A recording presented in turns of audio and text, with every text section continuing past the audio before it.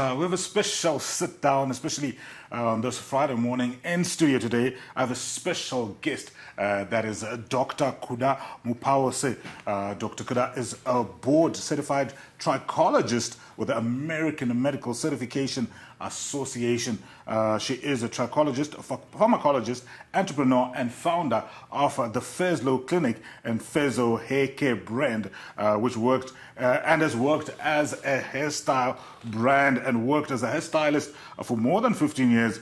She does have a PhD in, get this, African hair holder, and Dr. Kuda is also consulted by international associations for her knowledge and expertise in the hair and scalp health. But today, we're not here to talk about that. We're here to talk about her new book titled "There is a Pencil in My Hair." Good morning, Dr. Kuda, and thank you for joining us this morning.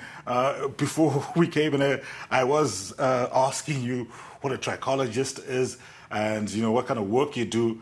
And I think I'll come back to that, and maybe you can explain to us. Was just looking at the title of this book, "There's a Pencil in My Hair." I can see a connection between what you do in terms of your regular 9 to 5 and how you've navigated your way into literally work, if I can call it that. So trichology, hair, and a PhD in African hair.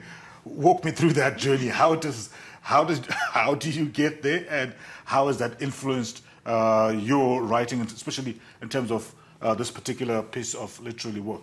Okay, so good morning, Tich. Yeah. Thank you for having me.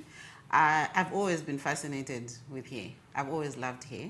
So from studying pharmacology and toxins, I left to become a hairdresser. And I was a hairdresser for most of my life. And then later on, that's when I came up with the product Feslo hair products, mainly to grow people's hair. And then because the way people reacted to the product brought an interest in me in trying to understand why is it with one person they have hair tomorrow, the next one it takes them 3 months to get their hair. So it led me to now study on hair loss, which is a lot of people know it as alopecia, but alopecia is just a medical term for hair loss. So the person who studies hair loss, scalp diseases, hair formulations is called a trichologist. So I am a trichologist, and that's what I do every day. All right, and then in terms of how that relates to this book, which I love the animation on the book, and I think if you can look at that as well, there's a pretty brown girl with an afro. Yes. Let's talk about the title first. There's a pencil in my hair. There's a pencil in my hair. It was actually a law that was abolished, fortunately, in 1994 after apartheid in South Africa. But unfortunately, this law still works in us every day. So, and what is this law, and how does it? The law was to classify people where you stay based on the type of your hair. So okay. It's an apartheid law. Yeah. It's a racial law that would separate blacks, coloreds, and whites. So how fast the pencil dropped from your hair, the better privileges you had. And that has formed the reason why, as a people today, we love to have straight hair. That's why a lot of people would want to wear weaves, even though we know relaxers causes fibroids, causes cancer, but we still want to have our hair straight. If we go back into memorial, before our parents could use relaxers, they would take a stone and stretch their hair. Then there was the stretch combs. Even though there were so many hazards that time, the reason why people wanted straight hair was because of that law. And until we go down and uproot the root and talk about it, I felt we were never going to change. We'll bash each other. Why are you wearing a weave? Why are you wearing a wig? But we're not going down to... And I thought, how do you change a narrative, but to take it to the root? But also, I can't change the narrative from my age, but you started to the roots with the children. So that's why it's a children's book. It will resonate with everybody, not just the kids, but as the mother reads to the child or the father reads to the child, as we are talking about it, we can actually tackle this, this law. It's not just in South Africa, it's here in Zimbabwe.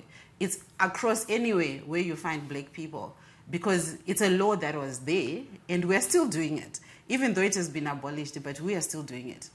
And so if we teach our little children to love their own hair, that's how I felt maybe I could change the narrative. All right, just looking at the preface to the book, it says, a dedication to my kids, Candace Tenor. Even in your pain, you still become the midwife in my life. And every African child who has endured the pain for beauty myth, it doesn't have to be, to every woman of color, wear your crown with pride. What is, you did highlight about where the topic and the idea of the came book from. But this particular story, what is it about? So it's about a little princess who was abolished from her community because of her hair, because the pencil got stuck in her hair. So she was abolished from there. And then she went into a forest where she then found an old woman who taught her about loving your own hair, and then taught her how to make products for her own hair, for her to be able to love her hair. Because one of the challenges is that with us black women, we say, natural hair is hard to maintain.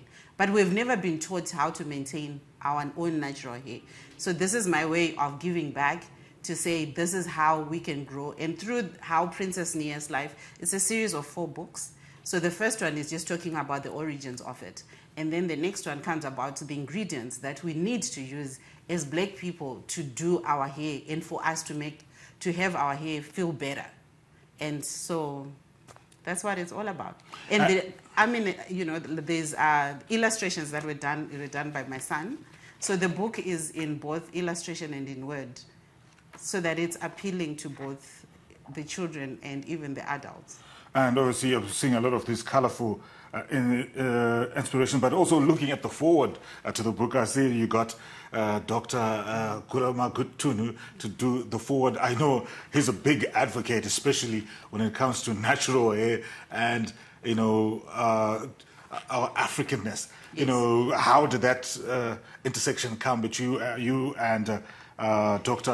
Kuda Mupawose, who actually speaks about how honored he was to write this forward? He's a friend and a family eye doctor, and he has always been helping me and pushing me in terms of what I do. So whereby other people will be asking, why are you doing this? But Dr. Kuda Mupawose was one person who would be like, yeah, you're doing very well. And I know he's such an outspoken, and everybody knows about Dr. Kuda Mupawose. And some people don't understand his language.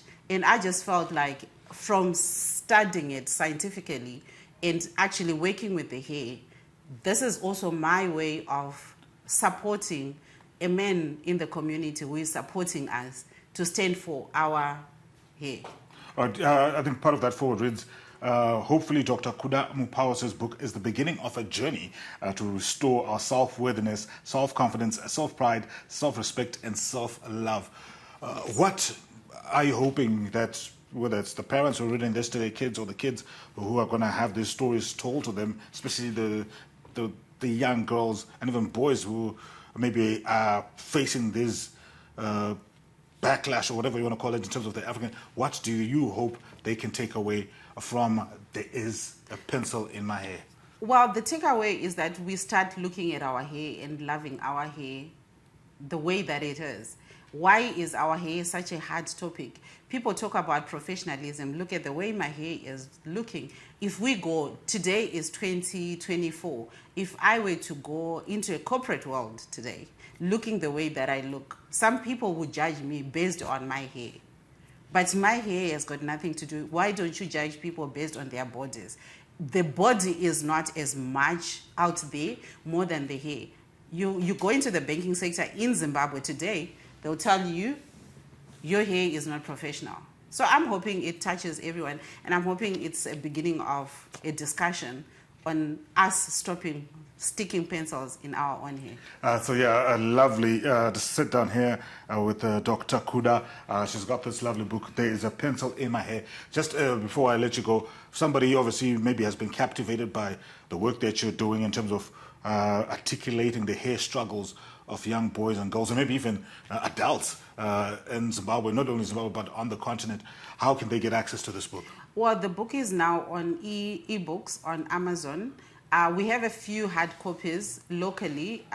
If people go on Google, look for Kuda Mupawose and the pencil in my hair, we are still looking for places where we can place the book. Currently in Zim and in South Africa, but it's already on ebook on Amazon. So yeah, that was a fascinating sit down with Dr. Kuda Mupawose. She's a trachologist, but we're here to discuss her literary work. That is, There's a Pencil in My Hair, a fascinating journey through the relationship that we as Africans have with our hair and our self-worth, our confidence, and how we even learn to love ourselves. Dr. Kuda, thank you for making time and sitting down with us, and look forward to actually going through the book and maybe learning something that we can pass on to the next generation or even people around us. Thank you.